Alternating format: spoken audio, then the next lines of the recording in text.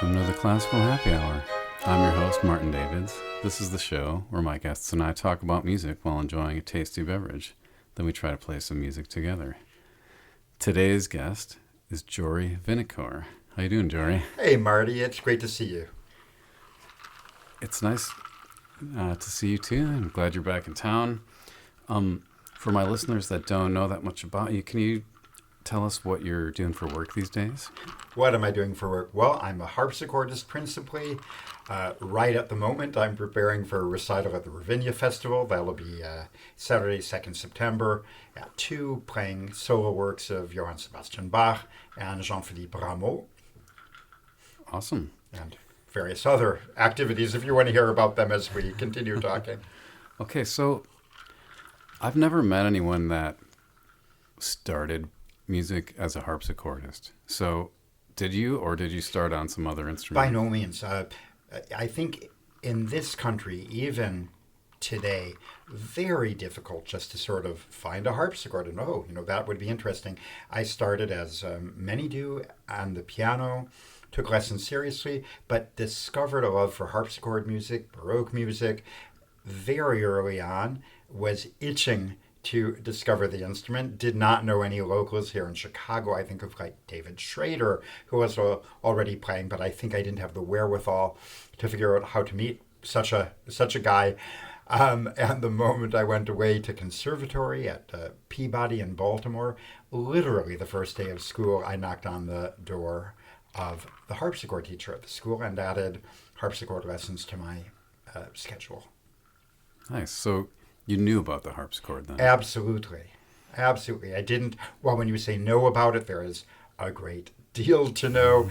I discovered and adored the recordings of Wanda Landowska, but it took me quite some time to figure out that what she is playing doesn't so much resemble a harpsichord as composers of the Baroque would have known one, but is another creation. And notwithstanding, I still adore her playing and her recordings. So, yeah, I learned quite a bit once my experience was more hands-on. Cool. So, I mean,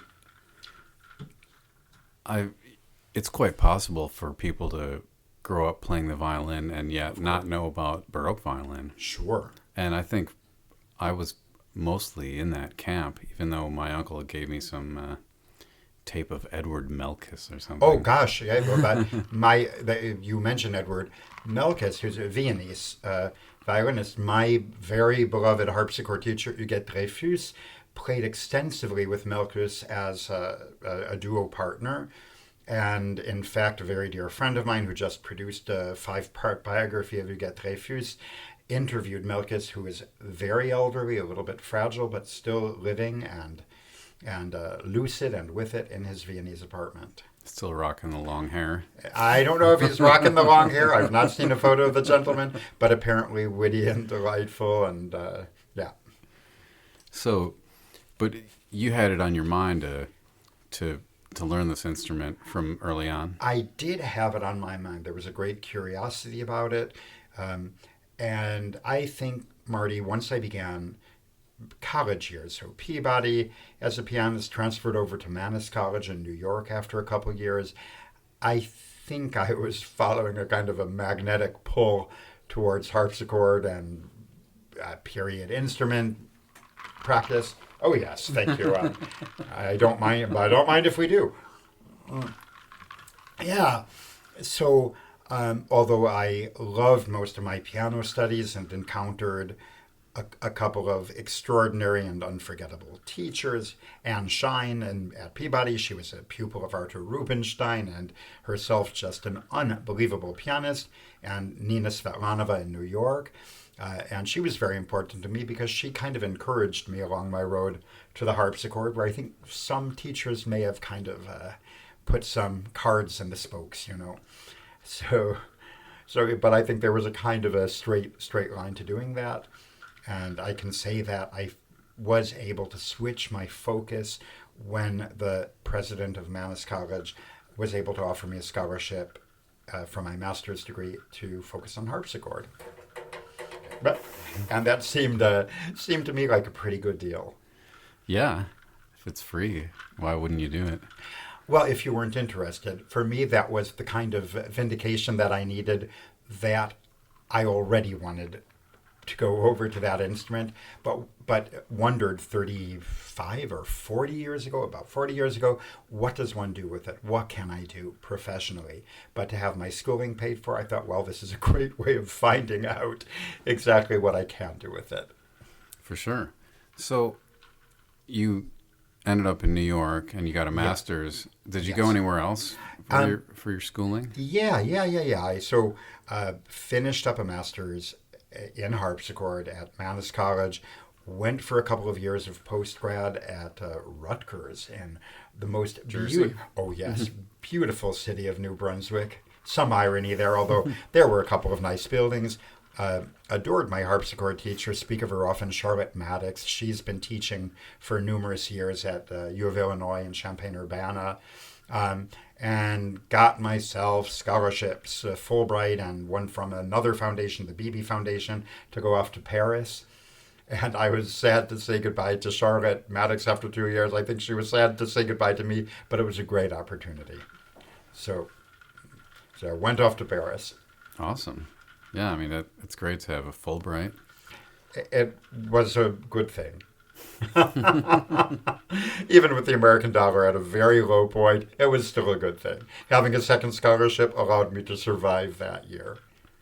Nice. So, were you just doing harpsichord in Paris? Yes. So, I think for Fulbrights in music, you do have to have a focus, and there was nothing else I intended to do in terms of studies. So, I had studies with two different teachers, really of the older generation. I mentioned Huguette Dreyfus, who is in her last 2 years of teaching. You are surely aware that in France there is a very strictly enforced mandatory retirement. So if didn't they just riot over that? That's another, I think, another podcast, and no longer the classical happy hour. It does not concern schools, music or otherwise. It concerns the public sector, and if I'm not mistaken, and all of your listeners are going to correct me, I think for the public sector, mandatory retirement was raised from 62 to 64. For teaching, it's been at 67 for quite some time. And that didn't change, so I studied with Huguette at one of the, what we would call a national conservatory in France. That is not one of the big ones. There are these local schools which can vary in what they offer. So just outside of Paris, although she was also a teacher at the Superior Conservatory in Lyon, and then at the Paris Superior Conservatory, I studied with Kenneth Gilbert, the great Canadian-born harpsichordist. I was a postgrad, or a cycle de perfectionnement, if you like the term. I was his first foreign postgrad student at the Paris Conservatory, and both of them retired after about 2 years that I was in France. You just killed them off, huh? I killed them off. No, I was very, very fortunate to have these two wonderful teachers at the sunset of their teaching careers, and remained in touch with both of them until their passing. So you talk about them as though they're like the earlier generation. It is. They're kind of the pioneers, along with Leonhardt, who certainly went on his own very, very unique path. But both Huguette Dreyfus and Gilbert also have their great importance in that rediscovery of the harpsichord, and the journey that the harpsichord made from Landowska's Preil, these hybrid half pianos, half harpsichords, God knows what, going towards fairly faithful reproductions of historic instruments.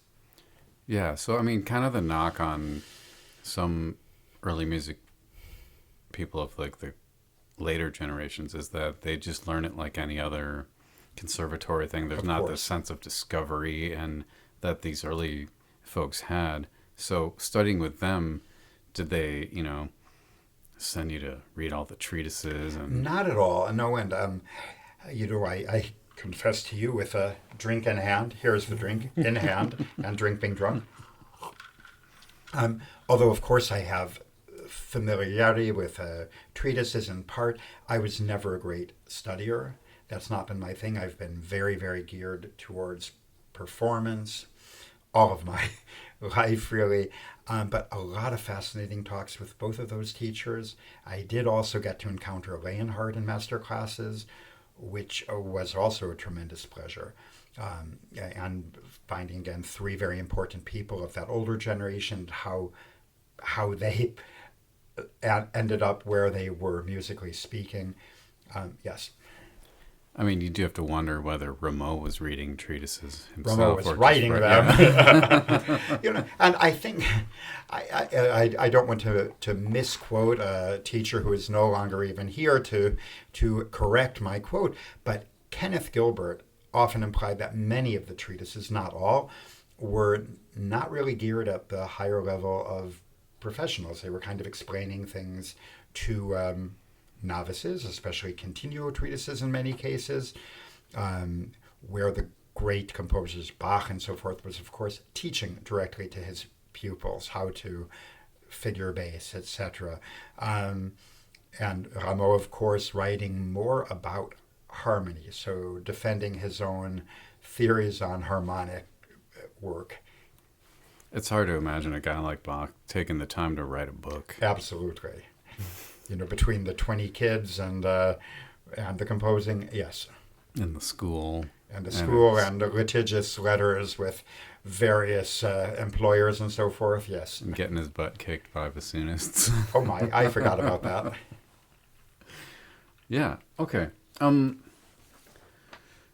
So, did you grow up in the Chicago area? Yeah, I was going to ask you actually the same, but you're interviewing me. I grew up in Mount Prospect, Illinois, which is a northwest suburb. By my high school years, I was a student at what was the Music Institute of the North Shore, so we are actually basically in one of their buildings. But I studied in Winnetka, over in the Northeast, and my final year of high school, at the suggestion of my very well-known piano teacher, Emilio del Rosario, I was actually a student at North Shore Country Day School, a very wonderful school. I'm going on a alum visit there tomorrow. Graduated from North Shore Country Day. It was kind of a marvelous last year. It really was a very special year in the Chicago area. Yeah. Yeah, and the Music Institute has a campus there now, right? And they still do. Okay. At the time I was a student, I managed to have 3 years of study, never even thinking about what were the grounds behind the music building, what were those other very pretty buildings. And then, of course, when I was a student in high school, there was a level of cooperation, I beg your pardon, English is my first language. So there was cooperation, but I think that the cooperation became an actual integration. I think the Music Institute in Winnetka is integrated into North Shore Country Day. I do not know how that has developed to our day. I'm sure the people who are having me visit tomorrow will explain that to me. I hope you enjoy your visit. I'm sure I will. So, did you grow up in a musical family? I grew up in a music-loving family. My wonderful and eccentric father was a dentist who played a bit of violin and a musical saw, although that's traumatic, so I would prefer not to speak of his musical saw, but he was delightful. Did he use the same bow? No. Thankfully, certainly not. He loved classical music. I was a frequent attendee at Orchestra Hall, piano series, many years, the General Music series, so heard a number of the great violinists, numerous concerts of the Chicago Symphony with Schulte and so forth. So it's kind of wonderful. And the thing I didn't get too much of, although he enjoyed it, was opera. That took a little bit of time. And I think I never attended one of the main operas here or elsewhere with my father. So he was more than supportive of your studies. Absolutely. And speaking from one hopefully, spoiled and loved Jewish boy to another, my father was absolutely thrilled that I was going to be a musician. I mean, I wouldn't say my parents were thrilled that I was taking lessons. They offered no alternative. The streets. We have to talk about that sometime. My father was very, very supportive and a very wise man. He brought his 3 kids up alone from a very, very early time. He was widowed when I was 4. So I think he had to have the kind of maternal instinct of knowing what the children wanted and being a good father and shepherding us a bit. And he knew that I was not going to go into anything academically inclined. Yeah. Well, my parents certainly didn't insist on a career in music, but I had to learn an instrument. Mm-hmm. So you grew up here, moved to New York, and then I moved to Baltimore for 2 years. Baltimore, yeah. That's not New York, but they have wonderful, wonderful cockroaches, as I discovered. Sorry, Peabody's still in Baltimore. Peabody, I will say I have visited a few years ago. One of the most beautiful schools in the world, that is for sure, especially the great, great, great work they did, 10, 20 years ago, kind of jaw-dropping. So it was fun to go visit. And still, you can still learn harpsichord there. Yes. Adam Pearl is a fine, fine musician and teacher, and he's there. I think that's a benediction for the school. I went off to New York Mannes College, which is such a peculiar little institution. Tiny school at my time. They occupied 3 brownstones on the Upper East Side, moved in the middle of my first year to a less interesting but more spacious building on the Upper West Side. Probably, again, 150 some odd undergraduates, pupils, and I think Mannes has moved again. I think they're downtown and absorbed into the new school. I've not had much to do with them. I think classical music has become a little less important to them, which is unfortunate. Certainly a lot of great musicians have come out of there, though. Oh, of course. Okay. So, what do you think? Do you think like New York or Paris had a big influence on you as a musician? I think so, because as I gradually became more involved in the harpsichord and performing early music, Paris, even in 1990 when I moved there, had a very, very rich early music scene. So famous ensembles, William Christie and his Les Arts Florissants.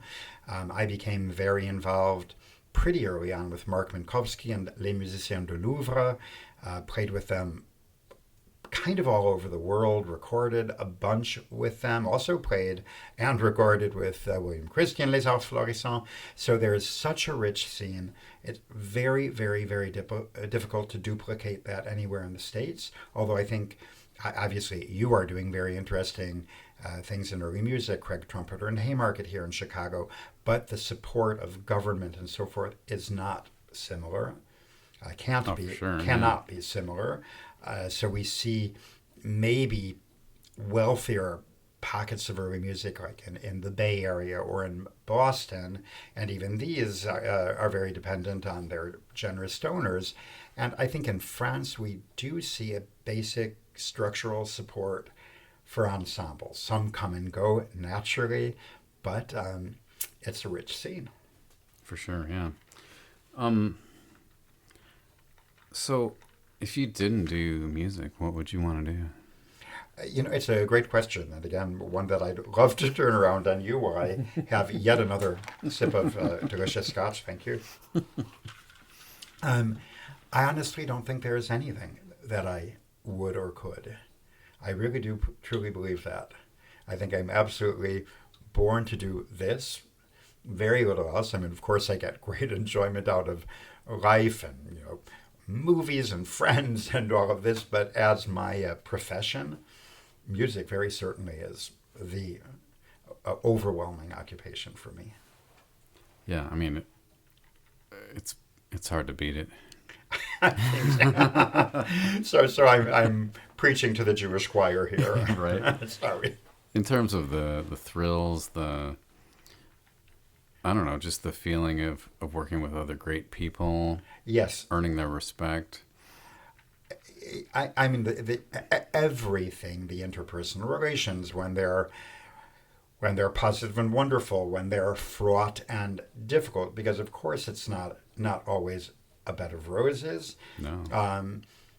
But I think it is so very rich in possibilities for us. And the music itself.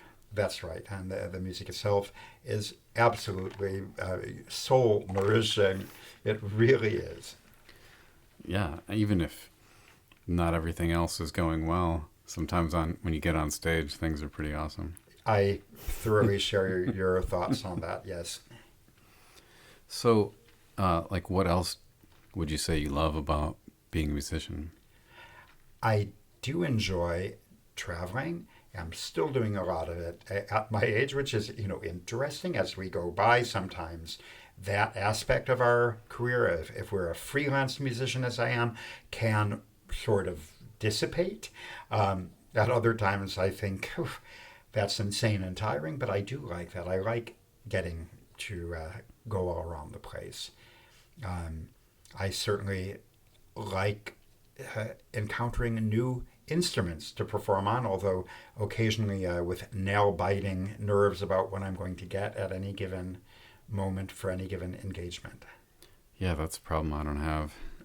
Your violin goes with you. I can just carry it around. No, I think you might remember that I had, during my Chicago years, I had a beautiful harpsichord. You must have seen it at least once you came over to my place. And, it came to me in Chicago in around 2015 at tremendous expense. And it went back to France about a year ago at 2 times that expense.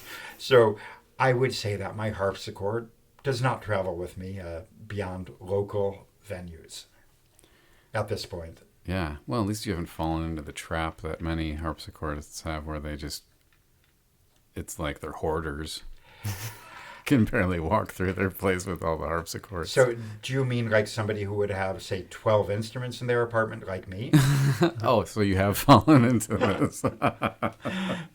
I mean, just for a beginning, when you enter my apartment, and I live now in, let's say, remote parts of France. I'm not in Paris. I'm in a small city in Burgundy. You enter my apartment. There are the 2 big revival harpsichords. So there is a Pleyel, and my partner Philippe owns another revival instrument, which is 10 feet long and almost as wide as a concert grand piano. So 2 of those. I have the instrument that you encountered in Chicago. I have a very similar instrument by the English maker David Rubio. I have an Italian instrument from Clyde Parmalee, an American, which must be 40 years old. I have a clavichord. We have a concert Bösendorfer from 1846, a concert Erard from 1843, a couple of pianos on their sides waiting for restoration before I'm 95. Yeah. So do you have like LED lighting for the path in between these? Like an airplane? You do joke, but I'm very fortunate. Very, very, very fortunate that since 10 years, when my partner and I decided to leave Paris, where indeed those LED lights wouldn't even have been visible between the instruments, I think I slept under my Pleyel harpsichord for about a good 5 years, if not much more. There is room, and it actually looks like a very lovely and civilized apartment occupied by professional keyboard players. Nice. But yes, it is very nice, and I do hope you're going to come to visit me at some point. That'd be on great. your next French visit. So, are you teaching anywhere? I don't teach in a school setting. I had a national teaching job in the city where I now live in Chalon-sur-Saône, and I explained very briefly that in France, high musical education, so the equivalent of any of our hundreds or thousands of universities here, to obtain a bachelor master's, that's Paris and Lyon Superior Conservatories, and then we have a series of national schools of varying wealth and sizes and possibilities. Chalon-sur-Saône in Burgundy is actually one of the biggest in the country, and I taught there from 93 to 99. So well before I knew you, I have not taken again that type of teaching job, and I am now getting to be long in the tooth to even think about such a thing because I would be subject to mandatory retirement. But I do a lot of private teaching. I do a certain amount of teaching at courses. So I'm flying a few hours after my Revignicital. I go to Geneva and then on to a village, Prangin, in Switzerland, where I teach for a week. So I have a couple of opportunities like this, and I love it. And I must say, when I did teach at a French school, I liked teaching from the ground up. You asked about children, young musicians starting on harpsichord. Well, I had, a class filled with quite a few of those. The kids would visit the school. They would hear and see the various instruments, violin, trumpet, whatever, harpsichord. And yeah, a couple of them think, oh, I really like that. So it was kind of amazing. Yeah, that would be great. I think, my kids have been exposed to the harpsichord, but I certainly wasn't seeing one growing up. No, nor did I. I was hearing them occasionally on the record, and again, truly itching to see it. But as I mentioned, going to Orchestra Hall every week, not necessarily the best place to see one. Or hear one. Or that hear, place is gigantic. Goodness, and I remember a concert of I Musici, who I'm sure you remember, and your expression said everything. So, we won't comment on that. And I was going nuts with excitement because the program was going to feature a Bach harpsichord concerto, and the performer was playing what I now know to be like a very small, I think a Neupert instrument. It was inaudible, and the little bit that one could hear, one wishes one couldn't. So that befuddled me and disappointed me greatly. Yeah. Well, it's like some of these classical guitar concertos where you just can't even hear them unless you put a microphone on them, right? Some clever amping does a good job. Yeah. And I do remember hearing Segovia at Orchestra Hall. And yeah, I mean, one of the great musical moments that I've attended. And he filled the hall. I'm sure it was a bit amped, but not to the point that it did not sound like a beautiful and sonorous, rich acoustic instrument. Yeah. And those Bach concertos, I mean, they really sound best with like one on a part, They really do. And even standing behind the harpsichords, I would it can say. be interesting. And I mean, whether performing or listening, it's sort of a confluence of good chance when you can really have the situation to hear the instrument well in a correct space, but it has occurred. It has occurred. I remember accompanying Philippe to Leipzig a million years ago, and he was a prize winner at the Bach Leipzig, and the finalists played a beautiful new instrument in a wonderful hall. I think it's the Old Town Hall. The orchestra was not one on a part, but obviously tutti soli, and each of the finalists, you could hear perfectly the interplay between that. I think, now, how the heck, what kind of perfect acoustic, which favors the harpsichord just a bit. I don't know. I haven't found many of them. Yeah.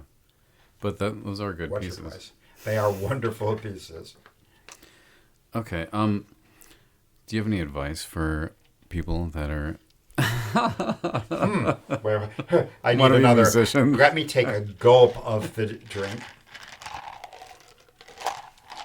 I mean, you're still going, so you must have learned something. Yes. I mean, it's actually it's a fabulous question on many levels, and I mean, of course, the advice is to practice hard. You have to have, I think, one has to have the good luck of having a teacher who offers guidance, but also flexibility. I think for the generation of musicians, even over the last 20 some odd years, the internet, YouTube is a precious facility. You're quite a bit younger than I am, but you still probably grew up. There, vinyl discs, right? When you were a little kid, yeah, sure. And these days, of course, you don't need to go to your local library to take out the vinyl discs. You have, no matter where you are on the planet, infinite possibilities on YouTube. And I feel that a young musician or a young singer who doesn't take advantage of that is rather foolhardy, although you can't necessarily teach yourself through that. I think of advice given to me by Emilio de Rosario, by my piano teacher at Music Institute of the North Shore, who just said, when you are in college, play with the best musicians, play with the most interesting musicians. You learn a lot from that. I think one does. I've also thought over the years that we can learn quite a bit from teaching, whether we're teaching kids, and as long as you have a young pupil who wishes to learn, and you're reflecting, you're thinking about so many things to help that kid grow up to be more accomplished on his or her path. And then I think I've had some good chance and taught some very, very advanced young professional musicians. And how do you, open their horizons a little bit as well? So, and the idea of opening horizons, I think, is an important one. We do try, you and I and everybody, to keep as much of an open mind as we're capable of keeping over the course of our career. Do you agree with that? Oh, yeah. And not always easy. I think sometimes we can fall into a type of rut. But again, I do have that in my mind, to attempt to take a breath and hear what else is going on with younger performers, etc. Yeah, I mean, I try to never lose my curiosity and my joy in learning new things. That's a beautiful way of saying it, yeah.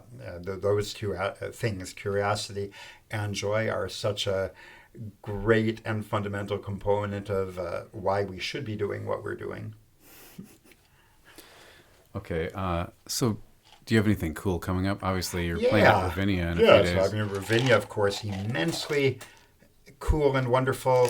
I mean, speaking of a great concert hall to hear, I suppose any classical chamber music, including the harpsichord. That's is it Gordon Bennett Hall, or is it Bennett Gordon? I always, please, folks at Ravinia, forgive me. I can never remember which direction the names go. And after that, I'll be teaching in a beautiful Swiss village near Lausanne for a week. We're preparing a performance, mostly Handel, Daphne and Apollo, with some very, very, very gifted young people. From there, I fly immediately to Charlottesville, Virginia, and leave the period instrument crowd, and we'll be playing with various musicians, principals from orchestras here in the States, from Europe, a varied program. I'll even have a bit of my Rameau, Georgie Ligeti as a soloist, play Fifth Brandenburg one on a part with these folks. So I think that's going to be pretty fun. And then before I finally get back to my place in Burgundy after a month and a half, I'll conduct Musica Angelica, which is a period instrument orchestra in LA. I've been with them a few times over the last 15 years now, so look forward to being with them. And we have a program of Bach and Sons. So there is Johann Christian Bernard, a kind of a French orchestral suite. A young violinist, he is Thomas Iliev from New York, will play the E major concerto. I play Carl Philipp Emanuel Bach, D minor, which is a fabulous keyboard concerto. We play together the triple concerto, the A minor, flute, violin. The J.S. Bach, okay. J.S. Bach. And Stephen Schultz, a Baroque flutist, really venerable, wonderful musician, plays Wilhelm Friedmann, D major concerto, which is rarely, if ever, heard, and it's a fabulous piece. It's just been published. W.F. Bach, as opposed to W.T.F. Bach. W.T.F. Bach is one of my great, great, great favorites. PDQ I also enjoy at times, but W.F. is a really remarkable composer. Yeah, and he's a nice flute player, too. Yes, Stephen's a wonderful flute player. The concerto is very surprising and extraordinarily typical of this complex, very joyful, but very strangely complicated polyphonic writing. From someone named Bach? Just imagine that. But very pointillistic. There is a kind of a strange way that Wilhelm Friedmann trades off very short phrases among differing instruments, including the soloist.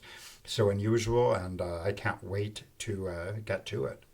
Well, it sounds like you're wrapping up the summer in a pretty exciting way. Thank you. Yes. And so finally, is there anything you want to ask me? Oh, Marty. So where did you grow up? I grew up in Downers Grove. I knew you did. Yes, yes, yes. I had cousins out in that area, Downers Grove, Aurora, but Downers Grove particularly. And I mean, I have met you, of course, here in Chicago through various organizations, maybe especially Haymarket Opera. When did you start playing Baroque violin? When I was getting my master's at the University of Michigan. So you studied modern violin at U of Michigan? I did, but With whom? Stephen Ships, who's currently in prison. But oh boy, that could lead us. I think I would need 5 of these, but yeah, we're not going to talk about that. But he did encourage me to sign up for the early music ensemble with Ed Parmentier. Wonderful. Which, in addition to getting me playing Baroque violin, is where I met my wife. Also wonderful. And then I had a lesson with Jaap Schroeder when he was in town, and it was one of the most hilarious experiences I've ever had. Hilarious and positive? Yeah, I played about 8 measures of the Art of Bowing by Tartini, which is, that Gavotte by Corelli with 50 variations. I only played the theme, and then I stopped because I just knew he had something to say, and he said, "I see you know nothing of Baroque violin." Baroque violin. I was like, yeah, that's why I'm here, man.